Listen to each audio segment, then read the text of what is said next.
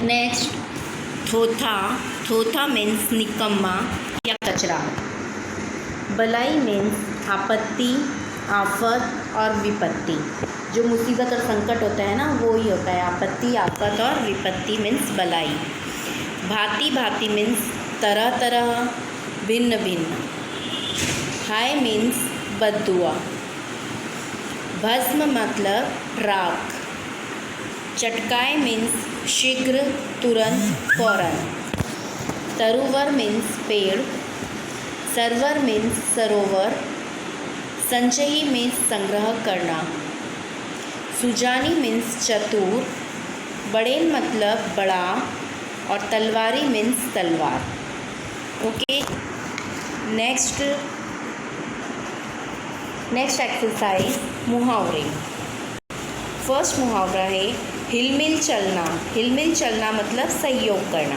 इसका वाक्यों में प्रयोग भी अगर बनाने को कहते हैं तो आपको वाक्यों में प्रयोग अपने मन से बनाना है। मैं एग्जाम्पल के लिए एक एक्सप्लेन कर देती हूँ आपको। हिलमिल चलना मतलब सहयोग करना। हमें सबके साथ हिलमिल चलना चाहिए। ओके, वाक्यों में प्रयोग हो गया। सेकेंड नंबर है लोहा भस्म हो जाना। लोहा भस्म हो जाने का अर्थ होता है कठिन चीज़ का भी नाश होना। इसका वाक्यों में प्रयोग आपको मन से बनाना है। नेक्स्ट एक्सरसाइज अभ्यास। निम्नलिखित प्रश्नों के मौखिक उत्तर दीजिए। क्वेश्चन नंबर 1, बड़े लोगों की संकुचित मनोस्थिति व्यक्त करने के लिए खजूर के पेड़ का उदाहरण क्यों दिया गया है? आंसर है खजूर का पेड़ बड़ा तो होता है पर उससे पथिक को न छाया मिलती है और ना ही उसके फल खाने को मिलते हैं। उसी तरह बड़े लोगों की मनोवृत्ति संकुचित होती है, उनसे दूसरों को कोई लाभ नहीं होता। ये इसका आंसर कंप्लीट हुआ। ये आंसर मैं आपको एक बार एक्सप्लेन कर देती हूँ। संकुचित मतलब छोटी, मनोस्थिति मतलब मन में जो विचार चल रहे हैं, अपने मन की क्या स्थिति है, जो मन में चलने वाली विचार धारणाएं होती है ना, वो संकुचित होती है, छोटी होती है। तो क्या कहा है कि बड़े लोगों की तो मनोस्थिति कैसी होती है, संकुचित होती है ना। तो उसके लिए खजूर के पेड़ का उदाहरण क्यों दिया गया है? तो आंसर इसका है कि खजूर का पेड़ बड़ा तो होता है। खजूर का पेड़ कैसा होता है? बहुत बड़ा होता है, बहुत ऊंचा होता है, पर उससे पथिक को छाया नहीं मिलती। पथिक मतलब जो राहगीर है, राह पर चलने वाले लोग हैं, उनको छाया नहीं मिलती है। तो पेड़ बड़ा है तो क्या हुआ, पर वो किसी काम का नहीं है, उससे किसी को छाया भी नहीं मिलती है और उसके फल भी बहुत दूर लगते हैं क्योंकि वो पेड़ बहुत ऊंचा होता है। तो उसके फल दूर लगने के कारण किसी को उसके फल भी नहीं मिलते हैं। उसी तरह बड़े लोगों की मनोवृत्ति संकुचित होती है। मतलब जो बड़े लोग होते हैं, जिनके पास बहुत पैसा होता है, उनकी मनोवृत्ति कैसी होती है, मतलब उनके मन की सोच, उनके जो मन के भाव होते हैं वो संकुचित होते हैं। संकुचित मतलब छोटे होते हैं, उसे दूसरों को कोई लाभ नहीं होता है ना। इसका मतलब यही रहा। वैसे खजूर का पेड़ है, खजूर का पेड़ है तो बहुत बड़ा, पर किसी को भी उसका लाभ मिलता नहीं है। उसी तरह जो बड़े लोग होते हैं वो बड़े हैं तो क्या हुआ, अमीर है, उनके पास बहुत पैसा है, धनवान है, रईस है, पर अगर उस पैसे का वो उपयोग किसी को भलाई करने में, किसी की भलाई करने में या किसी के अच्छे काम में वो खर्च नहीं करेंगे तो ऐसे बड़े इंसानों का कोई काम नहीं है। इसलिए इसका आंसर ऐसा कहा गया है कि खजूर का पेड़ बड़ा तो होता है पर उससे पथिक को न छाया मिलती है और न उसके फल मिलते हैं। उसी तरह बड़े लोगों की मनोवृत्ति संकुचित होती है, उनसे दूसरों को कोई लाभ नहीं होता। नेक्स्ट क्वेश्चन नंबर 2, साधु पुरुष कैसा होना चाहिए और क्यों? आंसर है साधु पुरुष सूप के स्वभाव वाला होना चाहिए क्योंकि सूप सार युक्त वस्तु कोष्ठक में अच्छा अनाज ग्रहण कर निस्सार वस्तु को बाहर फेंक देता है। आंसर का एक्सप्लेनेशन है साधु पुरुष सूप के समान होना चाहिए। सूप मतलब क्या होता है, अनाज साफ करने का जो अभी शब्दार्थ में मैंने आपको एक्सप्लेन किया था ऊपर। सूप मतलब क्या होता है, सूप मीन्स अनाज फटकने का छाछ, जिससे अनाज साफ किया जाता है। तो साधु कैसा होना चाहिए, सूप जैसा होना चाहिए कि जो दूसरों के क्या कर सकता है कि वो दूसरों का अच्छी चीज़ें ग्रहण कर लेवे और जो उसमें दूसरे इंसानों में जो ख़राब चीज़ें हैं उसको कचरा समझ के बाहर फेंक दे। इसलिए साधु कैसा होना चाहिए, साधु पुरुष सूप के स्वभाव वाला होना चाहिए, क्योंकि सूप सारयुक्त वस्तु मतलब अच्छा अनाज ग्रहण करके निस्सार वस्तु को बाहर फेंक देता है। निस्सार वस्तु मतलब जो कचरा है, अनाज की जो गंदगी है वो कचरे को बाहर फेंक देता है। क्वेश्चन नंबर 3, तुलसीदास सबसे हिल मिलकर रहने को क्यों कहते हैं? आंसर है, तुलसीदास जी सबसे हिल मिलकर रहने को कहते हैं क्योंकि उससे हमें सुख, शांति और सुरक्षा मिलती है। क्वेश्चन नंबर 4, आप गरीब लोगों की मदद कैसे कर सकते हैं? आंसर, हम गरीब लोगों के बच्चों को पढ़ाकर उनकी मदद कर सकते हैं। हम पढ़ाई में आने वाली उनकी समस्याएं दूर करें। ओके, नेक्स्ट क्वेश्चन नंबर 5, सज्जन लोग अपनी संपत्ति का उपयोग कैसे करते हैं? आंसर है, सज्जन लोग अपनी संपत्ति का उपयोग दूसरों की भलाई करने में करते हैं। ओके, आंसर इसका कंप्लीट हुआ। इसका आंसर का एक्सप्लेनेशन है, सज्जन मतलब जो समझदार लोग होते हैं, चतुर लोग होते हैं, उनके पास जो संपत्ति है वो उसका उपयोग क्या करेंगे? वो सिर्फ अपने ऊपर नहीं करेंगे, उस पैसे का, उस संपत्ति का, उस धन का उपयोग वो दूसरों की भलाई के काम में करेंगे। किसी ज़रूरतमंद इंसान को अगर ज़रूरत है ना, किसी की मदद कर दी है, किसी के गरीब बच्चों को पढ़ा दिया है, उनको खाना खिला दिया है, इस तरह के काम दूसरों की भलाई के लिए जो किए जाते हैं, तो जो चतुर लोग होते हैं, सज्जन लोग होते हैं, वो अपनी संपत्ति का उपयोग कैसे करते हैं? दान दे के, दूसरों की भलाई करके, इस तरह से सज्जन लोग अपनी संपत्ति का उपयोग करते हैं। ओके, नेक्स्ट, नीचे दिए गए शब्दों में विलोम शब्दों के सही जोड़े बनाइए और उदाहरण अनुसार वाक्यों में प्रयोग कीजिए। पहला है, फर्स्ट, आदर। आदर का विलोम शब्द विरोधी, विरुद्धार्थी, तीनों एक ही है, विलोम, विरोधी और विरुद्धार्थी शब्द। आदर का क्या आएगा? अनादर। ओके, ये आपको ऐसे दोनों पैर में लिखना है, आदर इंटू अनादर, और फिर इसका वाक्यों में प्रयोग करेंगे हम। ओके, पहला लिखेंगे आदर का होगा हमें बड़ों का आदर करना चाहिए। नेक्स्ट है अनादर का वाक्यों में प्रयोग करेंगे, हमें किसी का अनादर नहीं करना चाहिए।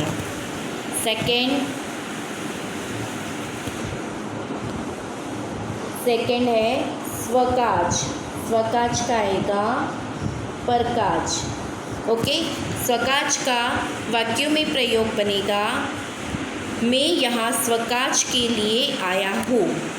नेक्स्ट, परकाज का वाक्यों में प्रयोग में लिखेंगे, सज्जन लोग परकाज के लिए धन का संग्रह करते हैं। नेक्स्ट है थर्ड नंबर, बुरा का विरोधी शब्द क्या होगा? अच्छा। बुरा का वाक्यों में प्रयोग लिखेंगे, उसे अपने कर्मों का फल भुगतना पड़ा।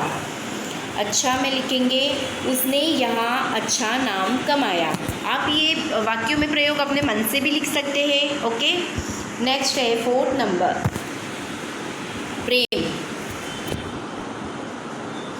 प्रेम का विरोधी शब्द है नफरत। ओके, प्रेम का वाक्यों में प्रयोग में लिखेंगे, हम सबसे प्रेम करें, या हमें सबसे प्रेम करना चाहिए, हमको सबसे प्रेम करना चाहिए, कोई भी वाक्य आप बना सकते हैं। ओके, नेक्स्ट है नफरत का आएगा, संत पुरुष किसी से नफरत नहीं करते। नेक्स्ट फिफ्थ नंबर का विरोधी है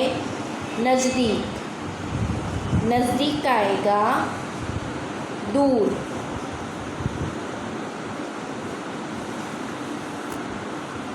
नज़दीक मतलब पास और दूर मतलब दूर, इसमें दूर लिखा हुआ नहीं है, आपको लिखना है नज़दीक मतलब दूर।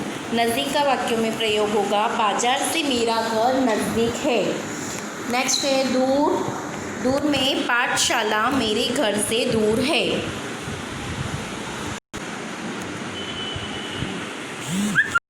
नेक्स्ट नेक्स्ट मृत।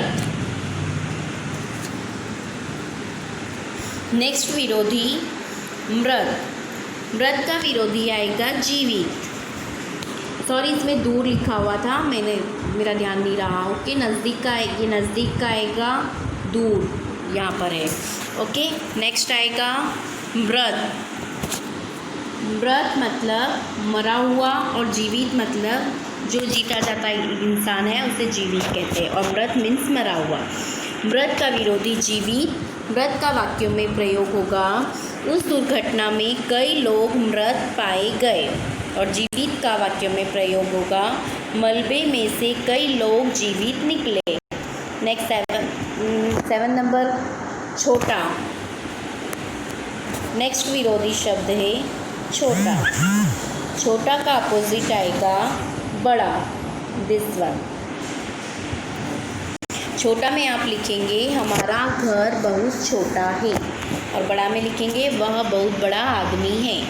You can make self your sentences. Okay, आप अपने मन से कुछ और वाक्य भी बना सकते हैं वाक्यों में प्रयोग। नेक्स्ट 8 नंबर पे है सत्य और असत्य। असत्य का विरोधी सत्य, और सत्य का विरोधी असत्य, ये आपस में विरोधी शब्द हैं, इनका वाक्यों में प्रयोग होगा। फर्स्ट सत्य। सत्य में आप लिखेंगे हमें सत्य का साथ देना चाहिए। नेक्स्ट है असत्य, हमें असत्य का साथ नहीं देना चाहिए। या आपको एग्जाम्पल में भी दे रखा है वाक्यों में प्रयोग सत्य और असत्य, आप ये भी लिख सकते हैं। सत्य में लिखेंगे गांधी जी सत्य बोलते थे, और असत्य में लिखेंगे हमें असत्य नहीं बोलना चाहिए। सत्य मतलब सही, और असत्य मीन्स झूठ। नेक्स्ट एक्सरसाइज भावार्थ। फर्स्ट नंबर का भावार्थ निम्नलिखित दोहों का भावार्थ स्पष्ट कीजिए। फर्स्ट नंबर है साधु ऐसा चाहिए जैसा सूप सुभाए, सार सार को गही रहे, थो थो दही उड़ाए। थो थो दही उड़ाए, इसका ट्रांसलेशन है कबीरदास जी कहते हैं कि साधु का वेश धारण करने से ही कोई साधु नहीं बन जाता। साधु वह है जिसकी बुद्धि शुद्ध हो, जिसमें विवेक हो। साधु का स्वभाव सूप के समान होना चाहिए। सूप अनाज को अपने पास रख लेता है और कचरे को बाहर फेंक देता है। सेकेंड नंबर का भावार्थ है तुलसी हाय गरीब की कभू न खाली जाए, मुए डोर के चाम से लोभ भस्म हो जाए। ये दोहा तुलसीदास जी का है। तुलसीदास जी कहते हैं, आंसर है तुलसीदास जी कहते हैं कि गरीब को कभी नहीं सताना चाहिए।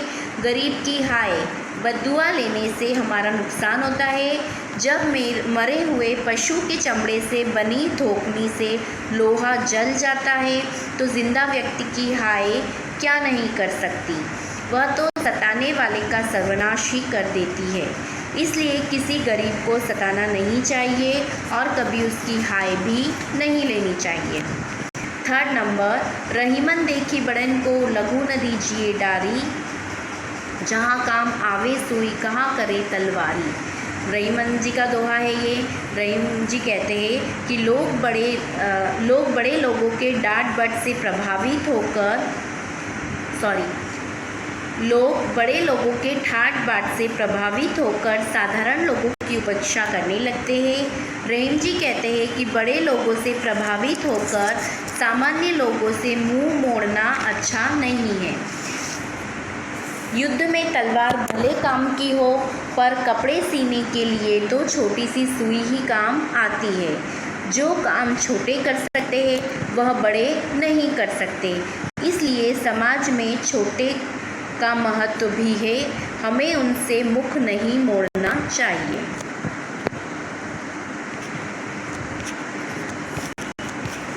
नेक्स्ट एक्सरसाइज स्वाध्याय में क्वेश्चन नंबर 1 निम्नलिखित प्रश्नों के उत्तर दीजिए। क्वेश्चन नंबर 1 साधु कैसा होना चाहिए?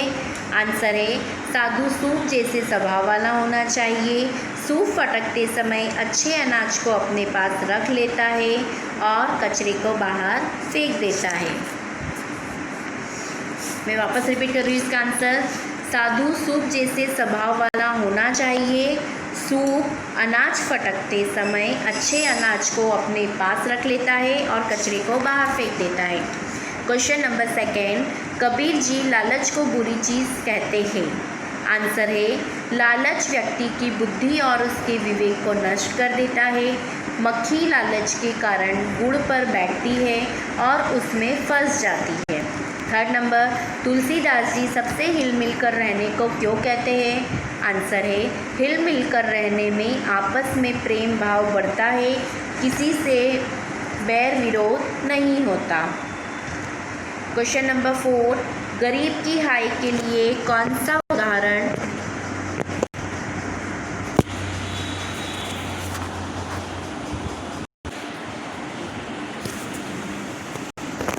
क्वेश्चन नंबर 4, गरीब की हाय के लिए कौन सा उदाहरण दिया गया है? आंसर है गरीब की हाय के लिए लुहार की थोकनी का उदाहरण दिया गया है। थोकनी मरे हुए जानवर के चमड़े से बनती है। नेक्स्ट क्वेश्चन नंबर 5, रहीम प्रेम का धागा तोड़ने से मना क्यों करते हैं? आंसर है प्रेम का धागा बहुत नाजुक होता है, उसे खींचने से वह टूट जाता है। एक बार टूट जाने पर फिर वह जुड़ता नहीं, इसलिए रहीम प्रेम का धागा तोड़ने से मना कर रहे हैं। ओके, नेक्स्ट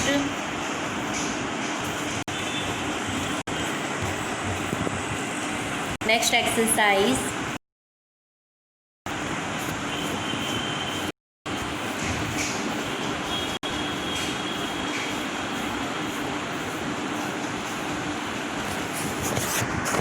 नेक्स्ट एक्सरसाइज अंदाज अपना अपना आपको लिखना नहीं है, पर मैं आपको एक्सप्लेन कर देती हूँ। थर्ड नंबर क्वेश्चन, अंदाज अपना इसमें दे रखा है कभी कभी कुछ इलाकों में बारिश बिल्कुल भी नहीं होती, नदी नाले तालाब सूख जाते हैं, फसलों के लिए पानी नहीं मिलता, खेत सूख जाते हैं, पशु पक्षी जानवर और लोग भूखों मरने लगते हैं। ऐसे समय में वहाँ रहने वाले लोगों को मदद की ज़रूरत होती है। तुम भी लोगों को मदद कर सकते हो। सोच कर बताओ तुम अकाल में परेशान लोगों की मदद कैसे करोगे? आंसर है हम अकालग्रस्त लोगों के लिए धन इकट्ठा करेंगे। उस धन से हम अनाज तथा दूसरी ज़रूरी चीज़ें खरीदकर उन्हें देंगे। हम टैंकर मंगवाकर अकालग्रस्तों को पानी सुलभ कराएंगे। हम उनके जानवरों के लिए चारे की व्यवस्था करेंगे।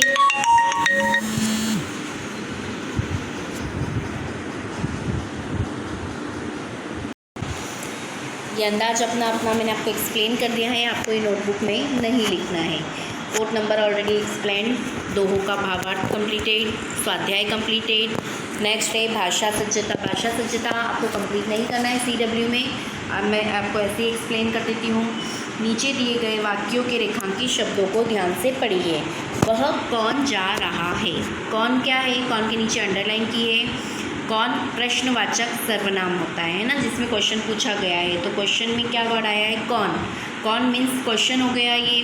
सेकंड है पहला इनाम किसे मिला मतलब वो कोई भी हो सकता है ना। किसे जो वर्ड है वो प्रश्नवाचक सर्वनाम हो गया। थर्ड नंबर आप क्या लाए, क्या के नीचे अंडरलाइन है, क्या में कुछ भी हो सकता है, दिस इज़ अ क्वेश्चन, प्रश्नवाचक सर्वनाम। किसने कहा आज छुट्टी है, तो किसने कहा, किसने जो वर्ड है वो क्या हो, प्रश्नवाचक सर्वनाम। उपयुक्त वाक्यों में कौन, किसे, क्या, किसने जैसे शब्दों से प्रश्न पूछे गए हैं। जब हम किसी से कोई भी क्वेश्चन पूछते हैं, प्रश्न पूछते हैं, तो उसमें इन सब वर्ड का, इन सब शब्दों का उपयोग किया जाता है। कौन, किसे, क्या, किसको, कहा, है ना। ये जो वर्ड होते हैं ये कौन से होते हैं? क्वेश्चन पूछने वाले शब्द होते हैं। ओके, इसकी परिभाषा है संज्ञा के विषय में जिन शब्दों से प्रश्न किया जाए वे प्रश्नवाचक सर्वनाम कहलाते हैं। ये सब क्या है? कौन, किसे, क्या, किसने, क्यों, कहा, किसको, ये जो भी वर्ड आते हैं ये क्या कहलाते हैं? प्रश्नवाचक सर्वनाम। जैसे कौन, किस, क्या, किसने, ये सारे वर्ड प्रश्नवाचक सर्वनाम हैं। नेक्स्ट, नीचे दिए गए वाक्यों में रेखांकित शब्दों को ध्यान से पढ़िए। जैसा करोगे वैसा भरोगे, जैसा और वैसा के ऊपर क्या है? अंडरलाइन है। नेक्स्ट है जो मन लगाकर पढ़ेगा वह अवश्य उत्तीर्ण होगा, मतलब जो पढ़ेगा वो ही, है ना। तो जो जो भी मन लगा के पढ़ेगा वो उत्तीर्ण होगा। फिर जिसकी लाठी उसकी भैंस, तो इसमें जिसकी और उसकी के ऊपर अंडरलाइन की है। उपयुक्त वाक्यों में जैसा वैसा, जो वह, जिसकी उसकी परस्पर संबंधित शब्द है, ये आपस में संबंध रखते हैं, ये परस्पर संबंधित शब्द कहलाए जाते हैं। इसकी परिभाषा क्या है? वाक्य में संबंध बताने वाले सर्वनाम को संबंधवाचक सर्वनाम कहते हैं। जैसे एग्जाम्पल है जैसा वैसा, जो वह, जिसकी उसकी। नेक्स्ट है नीचे दिए गए वाक्यों में रेखांकित शब्दों को प्रश्नवाचक और संबंधवाचक सर्वनाम में वर्गीकृत कीजिए। वह कौन आ रहा है? जैसी करनी वैसी भरनी, जो चलता रहेगा वह मंजिल तक पहुँचेगा। आज का इनाम किसे मिलेगा? जिसकी मेहनत उसकी सफलता। आप क्या ढूंढ रहे हैं? किसने कहा आज मेहमान आएंगे? इसमें आपको जो प्रश्नवाचक है वो फर्स्ट लाइन में लिखने हैं और जो संबंधवाचक है वो सेकंड लाइन में। ये एक्सरसाइज आपको टेक्स्ट बुक में ही कंप्लीट करनी है। Okay, next we learn next lecture में हम लोग पुनरावर्तन फर्स्ट और पुनरावर्तन सेकंड में आपको एक्सप्लेन करूँगी। Revision number 1 and revision number 2 from text book. Thank you.